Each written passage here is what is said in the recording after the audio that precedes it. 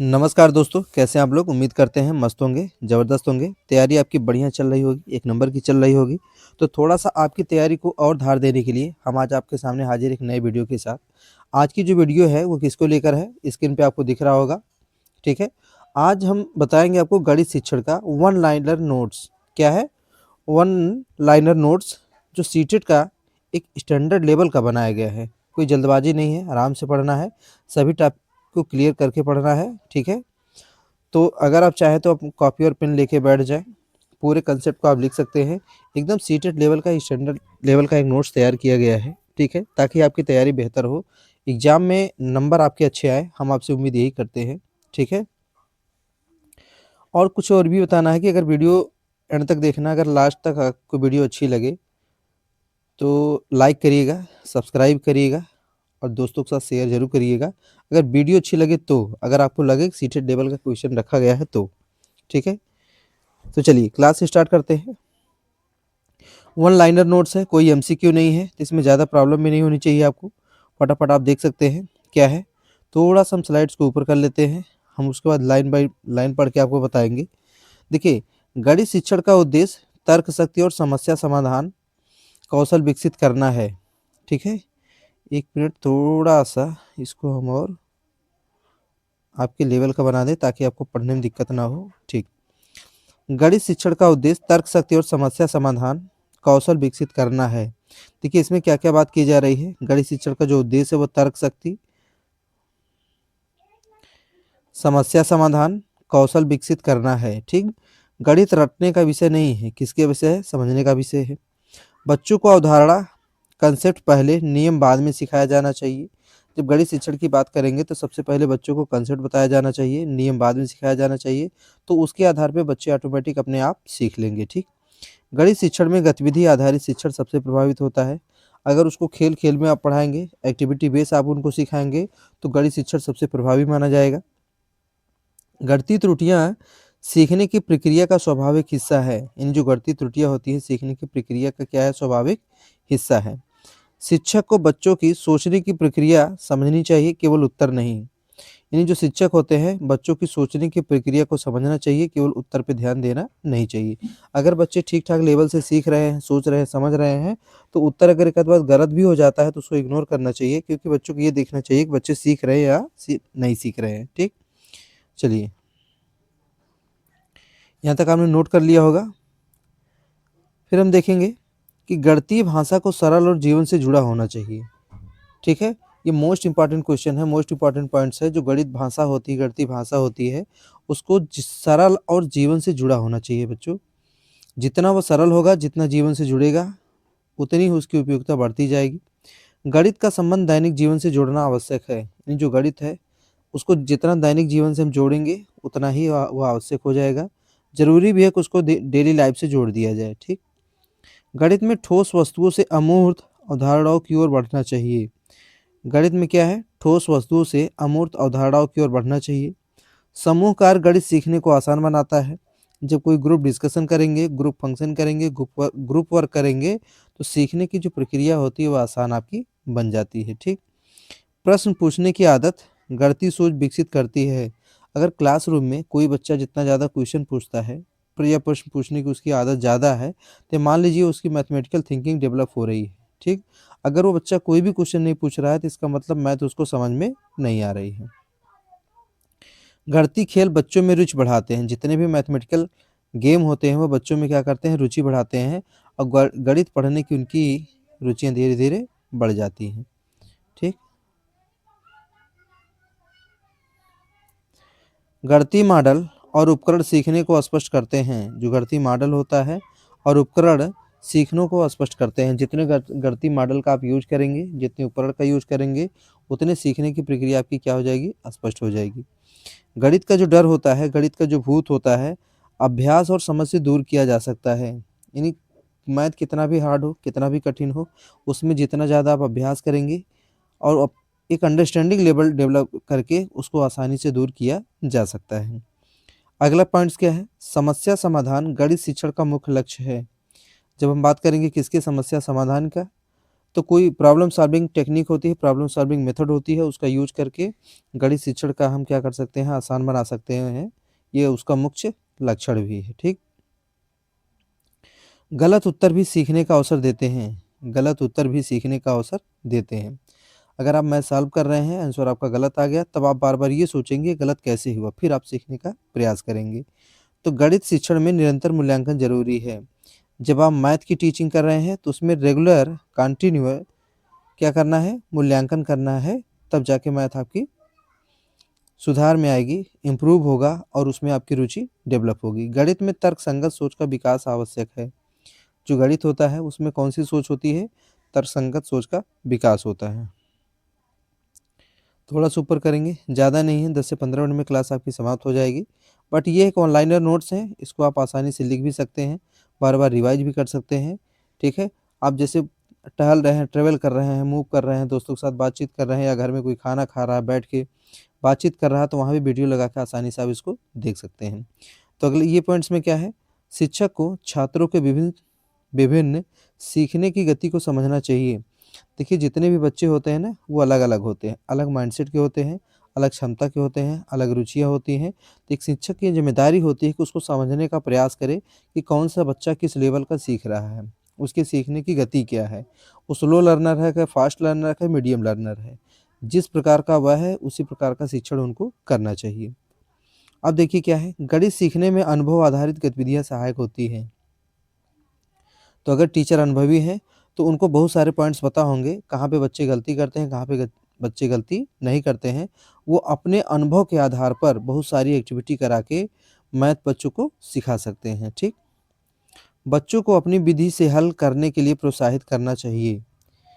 बच्चे देखिए जिज्ञासु प्रवृत्ति के होते हैं, उनके अंदर माइंड बहुत होता है, बहुत वो फास्ट माइंड काम करता है। अगर वो कोई भी सवाल वो अपने मेथड से सॉल्व कर रहे हैं तो उनको हतोत्साहित नहीं करना है, उनको प्रोत्साहित करना है, ठीक बेटा ये भी फार्मूला सही है, ये भी मेथड सही है, इस तरीके से भी आप कर सकते हैं। बट इसमें थोड़ा सा सुधार की ज़रूरत है। गणित में चर्चा और तर्क से सीख मजबूत होती है। गणित में क्या है, जितना उस पर डिस्कशन करेंगे, जितना उस पर लॉजिक लगाएंगे, उतना ही उसकी लर्निंग क्या हो जाएगी, मजबूत हो जाएगी। ठीक, गणितीय पैटर्न की पहचान महत्वपूर्ण कौशल है। गणितीय पैटर्न की जो पहचान होती है वो उसका महत्वपूर्ण कौशल है। ठीक, अगला क्या है, गणितीय संप्रेषण क्या कहते हैं, मैथमेटिकल कम्युनिकेशन आवश्यक है। कभी कभी होता है गणित पे बच्चों से बातचीत करना, गणित है क्या, कैसे उसको समझा जाए, कैसे उसको सीखा जाए, कैसे उसको आसान बनाया जाए। कभी कभी उसके फार्मूले के ऊपर भी डिस्कस किया जा सकता है। ठीक है, ये होता है मैथमेटिकल कम्युनिकेशन। गणित का मूल्यांकन केवल लिखित परीक्षा से नहीं होना चाहिए। गणित का मूल्यांकन केवल लिखित परीक्षा से नहीं होना चाहिए। ठीक, गतिविधि आधारित कार्य से अवधारणा अस्थायी बनती है। गतिविधि आधारित कार्य से अवधारणा क्या बनती है, अस्थायी बनती है। ठोस सामग्री जिसे क्या कहते हैं, टीएलएम, टीचिंग लर्निंग मटेरियल का प्रयोग उपयोगी होता है। कोई भी मैथ सिखा रहे हैं, साइंस सिखा रहे हैं, इंग्लिश सिखा रहे हैं, उसमें जितना ज़्यादा हम टीएलएम का यूज करेंगे उतना ही वह उपयोगी होता जाएगा। ठीक, और बच्चों में सीखने की रुचि ऑटोमेटिक डेवलप हो जाती है। गणितीय सोच प्रश्नों से विकसित होती है। जितना आप प्रश्न सॉल्व करेंगे, जितना क्वेश्चन करेंगे, उतनी ही मैथमेटिकल जो थिंकिंग होती है वो ऑटोमेटिक क्या होगी, डेवलप होगी। ठीक, छात्रों को अनुमान लगाने के लिए प्रेरित करना चाहिए। कोई भी छात्र हो, अगर वो अनुमान लगाना चाहता है तो उसको मोटिवेट करिए कि आप अनुमान लगा सकते हैं कि आंसर कहाँ तक आएगा। ठीक है ना। गणित सीखने में क्या है, गणित सीखने में दृश्य सामग्री उपयोगी है। जो चीज़ें दिखाई देती हैं, जैसे आपका वाइट बोर्ड हो गया, ग्लोब हो गया, कोई उसमें डायग्राम हो गया, कोई फिगर हो गया, या कोई ठोस वस्तु है, उसको दिखाकर अगर आप समझा रहे हैं मैथ, तो वो सीखना बिल्कुल आसान हो जाता है।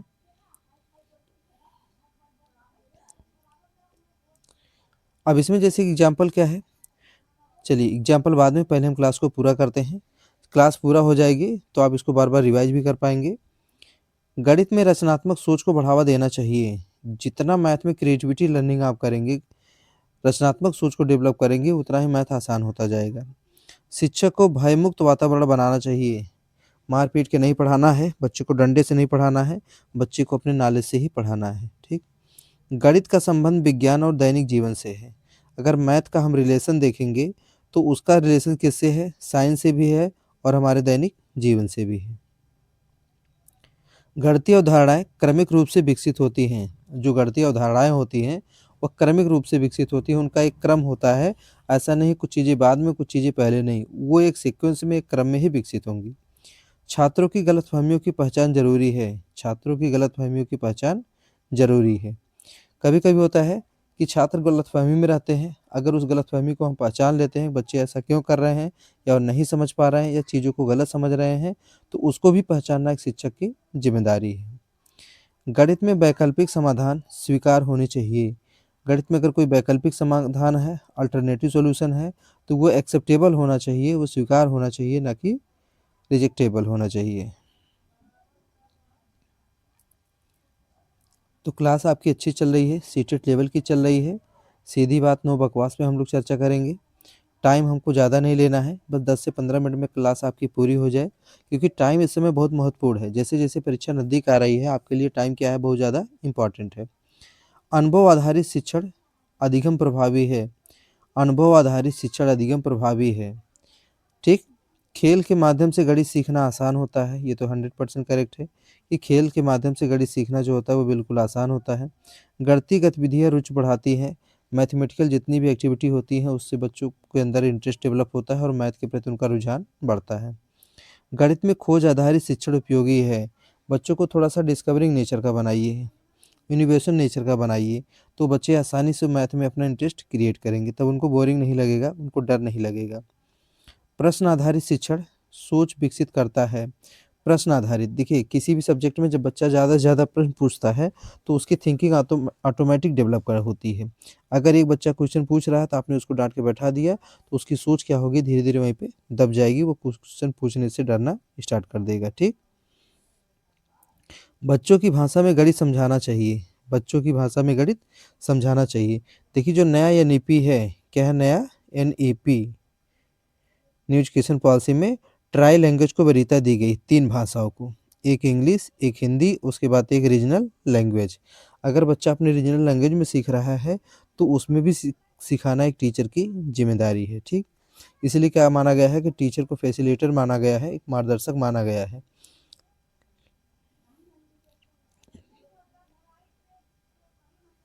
अवधारणा स्पष्ट होने पर सूत्र आसानी से समझ आते हैं। जब बच्चों को आप कंसेप्ट क्लियर करा देंगे, अवधारणाएँ बच्चों को स्पष्ट हो जाएँगी, तो सूत्र ऑटोमेटिक क्लियर हो जाएगा, उसका जो फ़ॉर्मूला होता है, वो आसानी से क्लियर हो जाएगा। गणितीय गतिविधियाँ सहयोगी सीख को बढ़ाती हैं। जो गणितीय गतिविधियाँ होती हैं, सहयोगी सीख को क्या करती हैं, वो बढ़ा देती हैं। गणितीय सीखने में आत्मविश्वास आवश्यक है। देखिए सेल्फ कॉन्फिडेंस जो होता है ना, वो हर सब्जेक्ट को, हर मैटर को, हर टॉपिक को, हर पॉइंट्स को समझने में क्या होता है, आवश्यक होता है। जब आपके अंदर सेल्फ कॉन्फिडेंस नहीं होगा, तो हर चीज़ आपके लिए क्या लगेगी, कठिन लगेगी। ये बहुत इंपॉर्टेंट पॉइंट्स है। गणित को वास्तविक जीवन से जोड़ना चाहिए, ठीक है? जब मैथ को आप रियलिस्टिक लाइफ़ से जोड़ देंगे, वास्तविक जीवन से जोड़ देंगे, तो मैथ की वैल्यू ऑटोमेटिक क्या हो जाएगी, बढ़ जाएगी और वह बहुत ज़्यादा क्या हो जाएगा, इंटरेस्टिंग हो जाएगा। गणितीय समस्याओं को कई तरीकों से हल किया जा सकता है। जो मैथमेटिकल प्रॉब्लम होती हैं, अगर उनको आप देखें तो मेनी टाइप से या मेनी मेथड से आप उसको हल कर सकते हैं। अगर टीचर के अंदर एबिलिटी है तो उसके बहुत सारे वो तरीका बता देगा, बच्चे आसानी से मैथ को सॉल्व कर लेंगे। शिक्षक मार्गदर्शक की भूमिका निभाता है। शिक्षक जो होता है क्या होता है, एक मार्गदर्शक होता है। केवल वो आपको रास्ता बताएगा, आपको मेथड बताएगा, उसको सॉल्यूशन बताएगा, उसका तरीका बताएगा। अब धीरे-धीरे क्लास खत्म है। मैंने कहा 10 से 15 मिनट लगेगा बस। आज की क्लास में 2-3 पॉइंट्स और बचे हैं। इसको देखने के बाद अगर क्लास आपको अच्छी लगी हो तो क्लास दोस्तों के साथ शेयर करिएगा, चैनल को लाइक करिएगा, सब्सक्राइब करिएगा, ठीक? ये पॉइंट्स में क्या है, गणित में समझ, कौशल और अनुप्रयोग तीनों आवश्यक है। गणित में क्या होना चाहिए, एक तो आपके अंदर अंडरस्टैंडिंग होनी चाहिए, एक तो आपके अंदर स्किल होनी चाहिए, दूसरा उसका इम्प्लीमेंट आना चाहिए, कैसे उसको हमको अनुप्रयोग करना है, उसको कैसे यूज़ करना है, ये तीनों चीज़ें आपके अंदर होनी चाहिए। गणित सीखना सोचने की क्षमता विकसित करना है। गणित सीखने का मतलब क्या है कि ऑटोमेटिक आपके अंदर थिंकिंग एबिलिटी आपकी डेवलप हो जाएगी, विकसित हो जाएगी।